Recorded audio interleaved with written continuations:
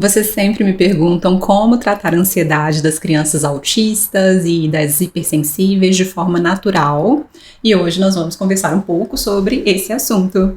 As férias vêm chegando, então as mães, às vezes hipersensíveis também, imaginam que vão ter sossego, vão ter tempo para dormir, para ler os seus livros em paz, mas aí chegam as visitas ou a família, que é a sua participação, né, para o planejamento das festas de fim de ano.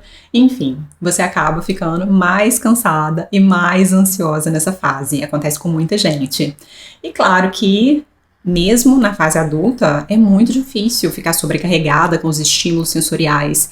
Mas ver as crianças sensíveis, estressadas, ansiosas, às vezes é muito pior do que o nosso próprio cansaço.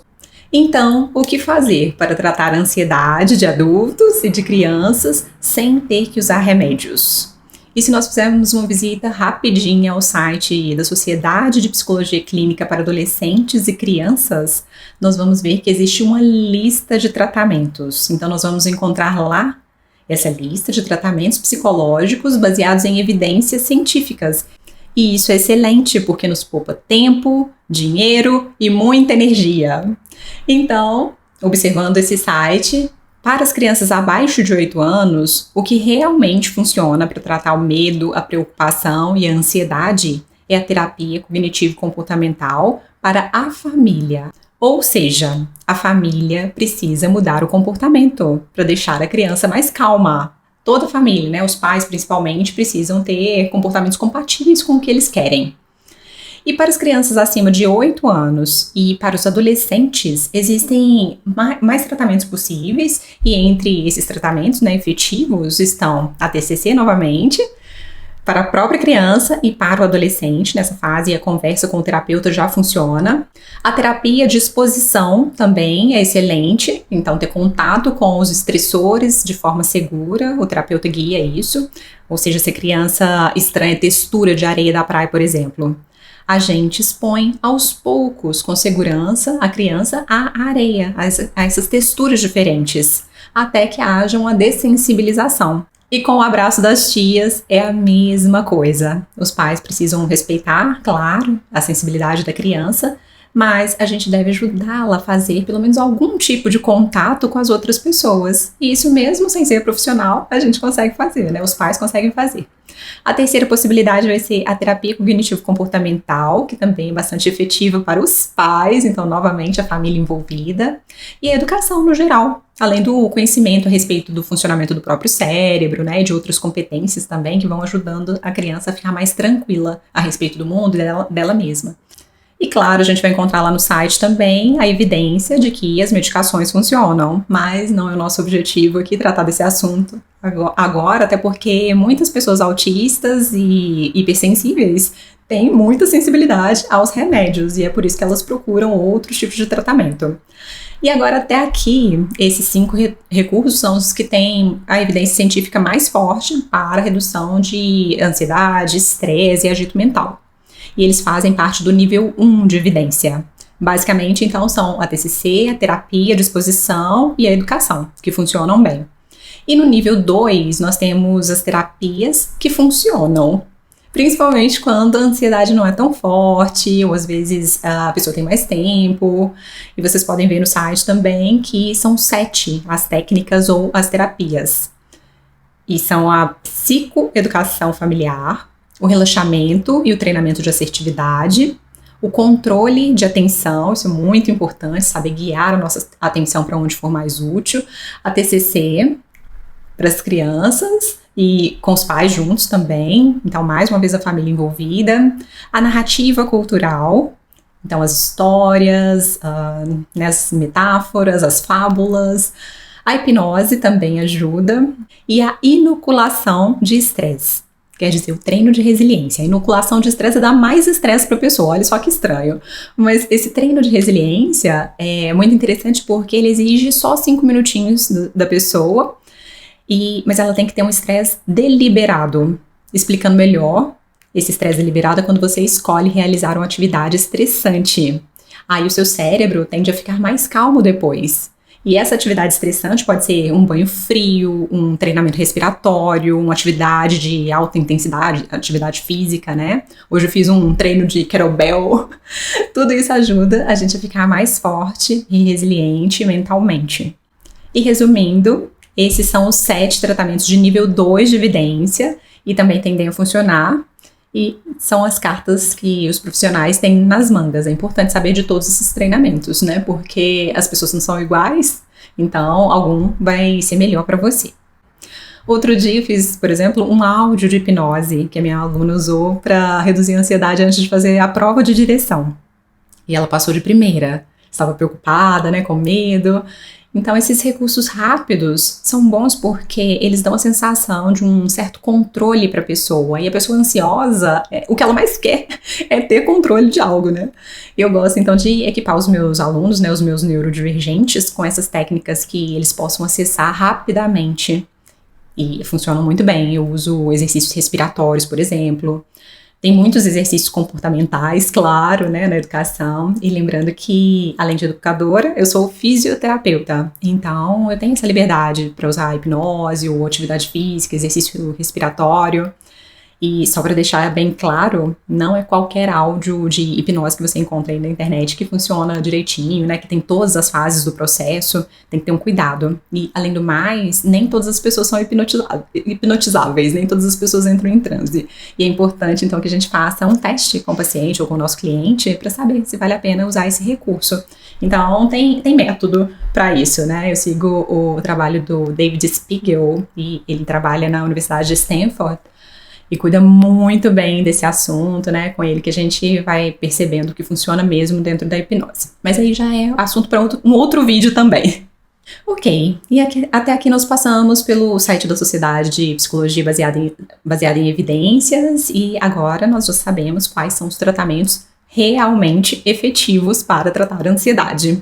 Mas acontece que vocês estão de férias e talvez a família não possa marcar uma consulta com o psicólogo, com o médico ou com o educador nas próximas semanas. Então, o que fazer? De forma prática e rápida. Quais são os comportamentos que você já pode melhorar ou adquirir para ter serenidade mesmo em tempos ultra hiper estimulantes de férias, de Natal, de Ano Novo, de festas? Pois é, pega um caderninho e anote aí quais são essas 4 atitudes, só 4. O primeiro comportamento é a atividade física, porque a atividade física nos ajuda a usar esses hormônios, neurotransmissores do estresse durante o movimento. E aí o seu corpo tende a não sentir esse acúmulo de hormônios estressantes como adrenalina e cortisol quando você estiver parado. Mas se você só fica no sofá o dia inteiro, ou deixa a criança sem gastar energia física ao longo do dia, pode ser que ela fique muito mais sensível à noite. E aí você sabe muito bem o que isso significa, né? Não adianta reclamar. Significa mais estresse para a família inteira. Então, programe-se para fazer caminhadas, para brincar com a criança, de preferência em contato com a natureza, isso é muito importante. E o segundo comportamento é o sono. Para que o ser humano tenha saúde mental, saúde física, em qualquer idade, é fundamental dormir bem. E as pessoas hipersensíveis podem precisar de mais horas de sono para restaurar as funções cognitivas, as funções físicas também, os hormônios. Então, reserve espaço na sua agenda para o sono da criança e para o seu também. Lembrando que a qualidade do sono depende do que você faz durante o dia. Então, é importantíssimo expor a retina à luz natural logo cedo. Movimentar o corpo, mais uma vez, o exercício físico, né, que melhora demais o sono e evita a ansiedade. É fundamental evitar o excesso de estímulos sensoriais à noite, para já ir se acalmando antes de ir para a cama. Evitar a luz azul dos eletrônicos, das telas da TV, os filmes muito tensos. Tomar banho morno também antes de dormir ajuda muito a relaxar. Deixar o quarto escuro, silencioso, fresquinho. Isso tudo ajuda demais a dormir bem. E olha só como o sono exige a mudança, né? Pelo menos a observação de vários tipos de comportamentos. E você pode fazer isso, já pode começar já. O terceiro comportamento que ajuda a reduzir a ansiedade é simplesmente sair de casa. As pessoas ansiosas tendem a ficar muito ansiosas, com medo de ficarem mais ansiosas se elas forem passear, se divertir. E esse estresse antecipatório acaba deixando muitas pessoas paralisadas e enfurnadas em casa. E você se lembra do que a Sociedade de Psicologia baseada em evidências diz? Que treinar a resiliência evita a ansiedade. Então, sair de casa para uma caminhada no parque ou para encontrar os amigos pode parecer aterrorizante quando você está em casa, porque os autistas e as pessoas sensíveis são mestres, PhDs na arte de criar cenários catastróficos. Mas quando você sai de verdade, aí o seu cérebro vai percebendo que a realidade não é tão assustadora quanto parece. Então, é muito importante sair pelo menos um pouquinho com as crianças, porque além de aumentar a resiliência com essa exposição social, que na verdade é um pouquinho forçada, né, para as crianças ou para a gente mesmo, ainda tem o benefício de ampliar o repertório cultural. Então, tem que sair. Se a criança gosta de cavalos ou de arte, a gente precisa ter espaço na agenda para essas experiências que acontecem fora de casa, fora do território ali, que parece de conforto dela, né? E, finalmente, o quarto comportamento que é extremamente útil é a presença. Nós podemos chamar de atenção plena ou de mindfulness, que também tem respaldo científico, e nem precisa ser uma prática formal de meditação, de 20 minutinhos em posição de lótus, não é isso. É só ajudar a criança a voltar para o presente quando ela estiver muito preocupada com um possível estresse no futuro. Às vezes o meu aluno perde a atenção quando nós estamos lá estudando e começa a contar das suas preocupações, tipo, e se eu não passar no vestibular, Lígia? E se a minha nota não for suficiente para eu entrar no curso que eu quero? E se eu só passar em outra cidade, como eu vou fazer? Aí eu brinco com ele, né? Bom, e se você tirar mais de 900 no Enem e puder escolher a faculdade que você quiser? E se a gente voltar a nossa atenção aqui para o conteúdo que vai ser o seu passaporte para entrar na universidade? E se outra coisa positiva ou do presente? Aí ele ri e o humor o traz de volta para o presente. Então, é claro que nós podemos fazer as nossas meditações formais, em silêncio, tranquilos, mas como diz a minha professora, Emily Fletcher, nós não meditamos para aprender a meditar, nós meditamos para aprender a viver. E esse é o treinamento de atenção, que também é um treinamento baseado em evidências científicas.